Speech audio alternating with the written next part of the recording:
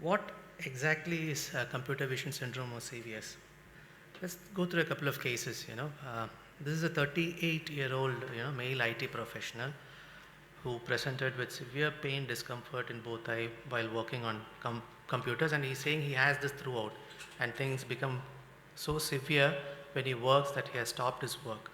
And when he presented, he was on psychiatric treatment with all those medications. This was his refraction, myopic, anterior segment fairly normal except for mild meibomian gland disorder. Evaluation, there is quite significant, low lipid layer, uh, and BUT was low and stuff like that, which makes the diagnosis of evaporative dry eye here with meibomian gland disease. Now, we treated him as a, case of evaporative dry eye with all sorts of medication, but then there was absolutely, uh, no improvement. He was still significantly symptomatic, stopped working. Now, what is happening here? Is it the real tear film that is causing his problems, affecting his work, or is it the so-called computer vision syndrome, or is it his psychiatric issues that is causing the problem? So, quite a few unanswered questions. Now, another lady, male patient, IT professional, presented with feeling of dryness, especially more in the last 2 weeks and more while working, pain, headache. He has a history of LASIK done 6 years back. Uh, Essentially normal examination, and evaluation was also normal, except if you can see here, the blink rate is quite significantly raised, and the amount of incomplete blinks are also high. So with this, data, we could probably say there is an element of evaporative dry eye here. But then on further evaluation, we found he has other issues, like, convergence insufficiency, so was put on treatment. Now, if you see these, these patients are people with problems when they work on computers, and that is how they came to us.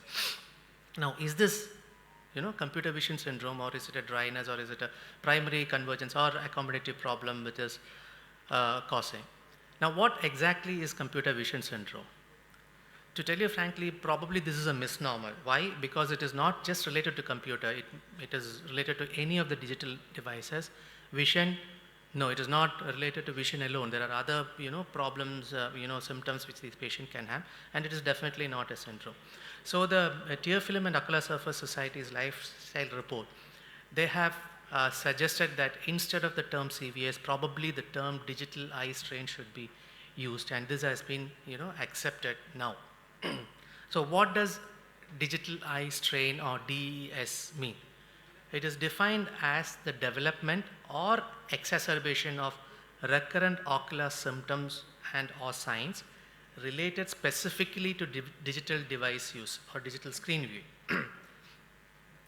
Now, epidemiology of DES is supposed to be around more than 70% in the global population, but then the reported incidence varies from, somewhere around 30% to 97%. Why such a huge variation is because of a lack of unified definition till now.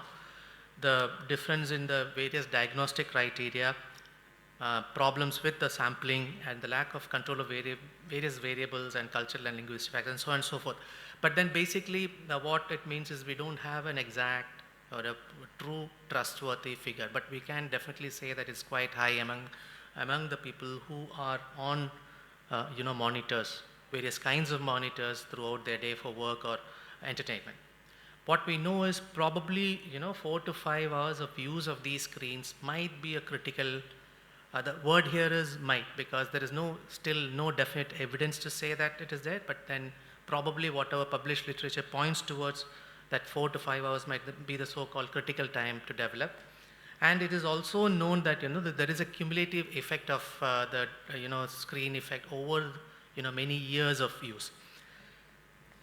So how do we diagnose computer vision syndrome? Practically, there is no definite way to diagnosis. One of the ways is you use various questionnaires. The most common one is what is called a CVSQ. But then what has to be kept in mind is all these questionnaires the symptomatology can be of dryness or various other conditions. So is it really computer vision syndrome or digital eye syndrome and strain that is causing these symptoms? We still don't know. And finally, what they state in the study, in the TFS lifestyle study, is that currently there is no robust algorithm to diagnose digital eye strain. And many of the people who have been, diagnosed with digital eye strain probably have dry eye disease, uncorrected or partially corrected refractive error, and binocular vision anomaly. Each of these conditions have its own specific diagnostic criteria and established treatment options. So again, so in this, smoke screen, how do you diagnose, or how do we arrive at a diagnosis? At present, the only way we can say there is an element of DES here is that the individual must report the development or exacerbation of symptoms which is related specifically to screen use. Then probably you can say, yes, there is a digital eye strain here. Other than that, with all the present symptomatology and the signs, it is difficult or practically impossible to diagnose a DES. So the symptoms are transitory and not sight-threatening, but then they produce significant chronic and frequent discomfort that can impact the quality of life and performance. So that is the seriousness of the problem. What are the symptoms? Symptoms may be specific to eye, which are related to the ocular surface or dryness related symptoms, or may be associated with visual and accommodative alterations. Other group of symptoms is extraocular symptoms, which are associated with various ergonomic issues.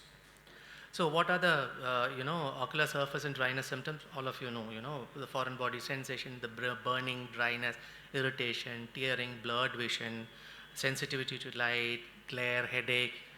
Then particular to visual or accommodative problem, they will have blurred vision developing after use of computers or screens.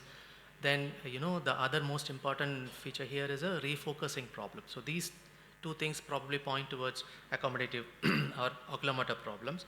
And then extraocular symptoms are pain in various, neck, shoulders, hands, and so on and so forth. So what are the physiological or the supposedly causative, mechanism here in digital eye strain? Blink abnormalities is one major problem. Two, deficiencies in the vision, accommodation, and oculomotor functions. Three, extraocular alterations like, ergonomics and lighting and so on and so forth. Now, these are the three factors that are acting together, along with some other factors which induce and exacerbate these problems. So, I'm just going to go through the flow chart, which is in the TFO's lifestyle, digital strain article, and that is all what we need to go through basically to understand the situation. So what are the inciting or exacerbating factors? Basically, some of them are related to the particular device you use. This display style, the resolution, the contrast, the size of the screen, illumination, so on and so forth. Then the intensity of activity. Now, there are studies which we know that when you are using digital screen, our blink rate reduces. But then there are studies which have shown that actually the blink rate and the completeness of blink just doesn't depend on whether you're using a screen or not, but then it depends upon how demanding the job is. The more the cognition or the high cognitive demand, the lesser the blink is going to be. The more the speed of delivery of information on the screens, your blink rate reduces. The completeness of blink reduces. So these are the things which kind of incite or exacerbate the problem. And then if there is any associated problems, like the previous cases, if there is an accommodation problem or if there is a dry eye or either evaporative or aqueous, it kind of exacerbates all these things. And talking about extraocular alterations, the ergonomics and lighting, what it causes, what we mentioned, the pain in various upper part of the body or back pain because of bad posture, headache, glare because of reflection from the screen. Then visual accommodative alterations can be because, as we mentioned before, can be because of uncorrected refractive errors, oculomotor anomalies or accommodation. which in turn causes, as they show there, poor convergence, fixation disparities, blurring, all sorts of, blurred vision, distance, either near or distance blurriness, headaches, refocusing problems, tiredness, fatigue, sleep, and slow and so forth. Then similarly, blinking and, surface exposure, one of the reason is reduced blink. More importantly, completeness of blink. Okay, if the blink is incomplete, it causes a lot of problems. Then the gaze angle, it affects all parts of the ocular surface, all layers of the tears, the meibomian gland, the goblet cells. All these in, chronic long-term use can be affected, resulting in the symptoms of, because of the reduced contrast sensitivity, increased glare perception. When the tear film is abnormal, your higher order aberrations are worsened. Okay, all these things can cause problems and all the symptoms. So, in short, what it results is in a lower quality of life and reduced work productivity. So, how do we manage them? Again, this is a very good, chart from that paper. So I have not written anything anywhere, just put the charts there. Okay, it's quite self-explanatory. So DDs, you in digital eye strain, probably bilateral, no discharge, vision unaffected, all those factors. Then you look at the three aspects: the tear film, the binocular vision function, refraction. Are they okay or not? If they are not okay, manage each of them. We have definite treatment criteria for each of them. Okay, so manage them. Now, there are a lot of other treatments which are explained in the literature if you go through it. And then what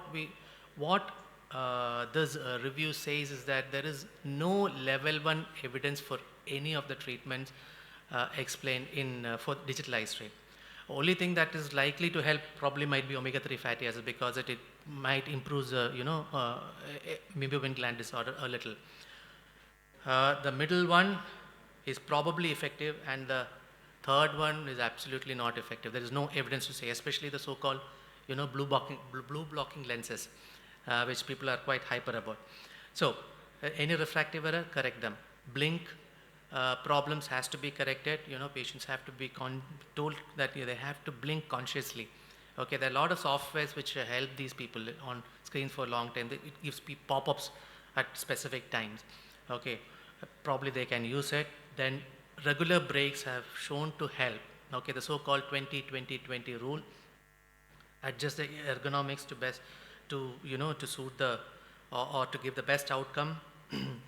Then device, if possible, the largest possible screen, and so on. Environment, increase humidity, decrease the air conditioning, or at least make sure the draft of air doesn't hit the face properly. Then limit the screen use to 4 to 5 hours, which is absolutely impossible for any of these IT professionals. So yes, these might help. And then, as I mentioned, blue blocking, practically no use. All other supplements, dubious use. And there have been reports of yoga being helpful. Limited research, oculomotor and tear film doesn't mean that it doesn't help, but if there is a problem with oculomotor issues, or if there is dry eye, those two help. But if those doesn't exist, giving a lubricant for the so-called dry eye, digital eye strain, there is no evidence to say that it helps. So, in short, yes, it is an entity. We still don't know what's happening. Okay, so these cases needs a full evaluation, full ocular evaluation in terms of refraction, proper oculomotor assessment, proper surface assessment. Any of these exist, it has to be addressed individually, and then probably explain to them about the importance of ergonomics, lighting, and so on and so forth. Other than that, we still don't have any specific diagnostic criteria for this digital eye strain, or any specific treatment to say that if this is there, this is what required. We don't have those kind of criteria as of now. Thank you.